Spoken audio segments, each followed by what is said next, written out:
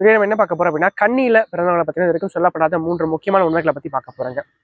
First விஷயம், கன்னியா ராசிக்காரங்க பலனை எதிர்பார்க்காதே கடமையை செய். இந்த விஷயம் உங்களுக்கு சரியா பொருந்தும் அப்படின்னு சொல்லலாம். அதே மாதிரி கன்னி ராசிக்காரர்களை பயன்படுத்தி வாழ்க்கையில முன்னேறினவங்க ஏராளம் அப்படின்னு சொல்லலாம். இவங்க ஈஸியா மற்றவங்க வந்து பயன்படுத்திப்பாங்க அப்படின்னு சொல்லலாம். மற்றவங்களுக்கு வந்து ஒரு வழிகாட்டியாக இவங்க வந்து இருப்பாங்க அப்படின்னு சொல்லலாம். ரெண்டாவது விஷயம், ஒரு தர்மம் செய்யறாங்க அப்படின்னா கூட அதை வந்து தேவையை அறிந்து தர்மம் செய்வாங்க இவங்க அப்படின்னு சொல்லலாம். அதாவது ஃபார் எக்ஸாம்பிளுக்கு சொல்றேன், ஒருத்தவங்க வந்து தர்மம் கேட்கணும்னு வச்சுக்கோங்களேன், ₹1 ₹2 கொடுக்கறத யோசிப்பாங்க. ஆனா அந்த ₹1 ₹2 வச்சு அவங்க என்ன பண்ண போறாங்க அப்படின்னு யோசிப்பாங்க. ஒரு ₹10 கொடுத்தா டீ குடிப்பாப்ல, ₹50 கொடுத்து ஒரு வேளை சாப்பாடாச்சும் அவங்க சாப்பிடுவாங்கன்னு சொல்லிட்டு அப்படி யோசிச்சு தர்மம் செய்யக்கூடியவங்க இந்த கன்னியா ராசிக்காரங்க அப்படின்னு சொல்லலாம் இவங்களை பொறுத்த வரைக்கும். ஸோ அப்போ தர்மம் செய்யறதுலையும் பார்த்தீங்கன்னா ஒரு தேவையை அறிந்து தர்மம் செய்யக்கூடியவங்க கன்னியா ராசிக்காரங்க. கடைசி விஷயம் அப்படி பார்க்கும்போது யாரை எங்க வைக்கணும்னு சொல்லி தெளிவாக தெரிஞ்சிருக்கக்கூடியவங்க.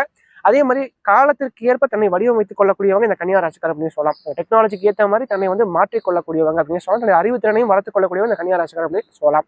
ஸோ இந்த 3